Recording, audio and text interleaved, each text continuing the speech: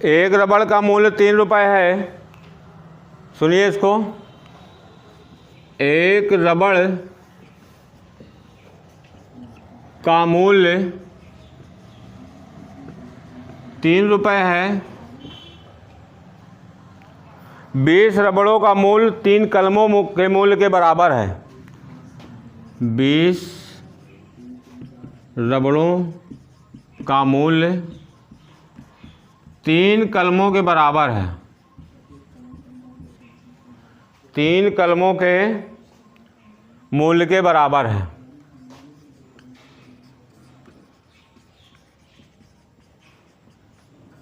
ठीक है। इसके आगे दिया है आपसे कि एक कलम का मूल्य 2 पेंसिल के मूल्य के बराबर है।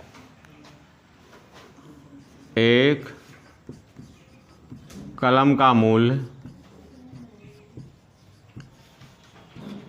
2 पेंसिल के मूल्य के बराबर है। 2 पेंसिल के मूल्य के बराबर है। ठीक है।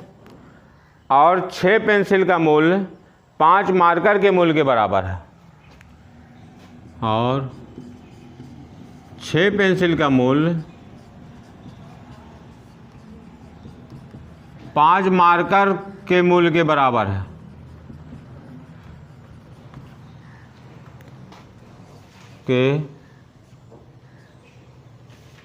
बराबर है। तो आपसे पूछा गया है एक मार्कर का मूल्य, एक मार्कर का मूल्य, एक मार्कर का मूल्य विकल्प दिए गए हैं 9, 12, 13.5, 15। 9 रुपये, 12 रुपये, 13.50 रुपये, 15 रुपये, सब रुपये हैं। 9 रुपये, 12 रुपये, 13.50 रुपये, 15 रुपये। पूछा ये भी टियर 1 में CHSL में 2019। प्रश्न को एक बार फिर देख लीजिए जहाँ कम समझ में आया हो।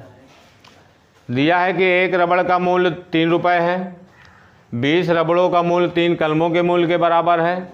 एक कलम का मूल्य 2 पेंसिल के मूल्य के बराबर है। और 6 पेंसिल का मूल्य 5 मार्कर के मूल्य के बराबर हो तो एक मार्कर का दाम बताइए।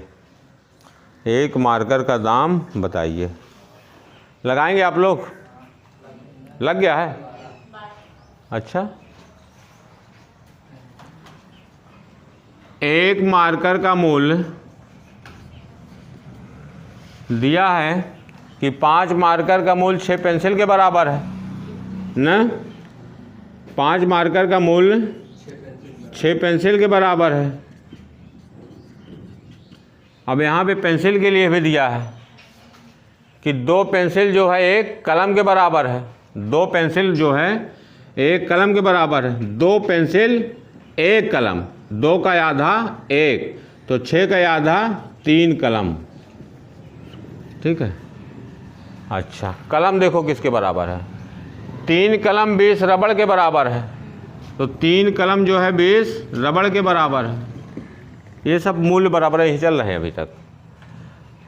3 कलम का दाम जो है 20 रबड़ के बराबर है। और एक रबड़ का मूल्य कितना है? 3 रुपये। तो जब एक रबड़ का मूल्य 3 रुपये है तो 20 रबड़ का मूल्य 20 तिहाई 60 रुपये। तो आप यहाँ से समझ लीजिए कि 5 मार्कर का मूल्य कितना है? 60 रुपये। तो 5 मार्कर का मूल्य जब 60 रुपये है तो एक मार्कर का मूल्य 12 पंचे 60। समझ में आ गई बात? दिक्कत हो तो बताओ।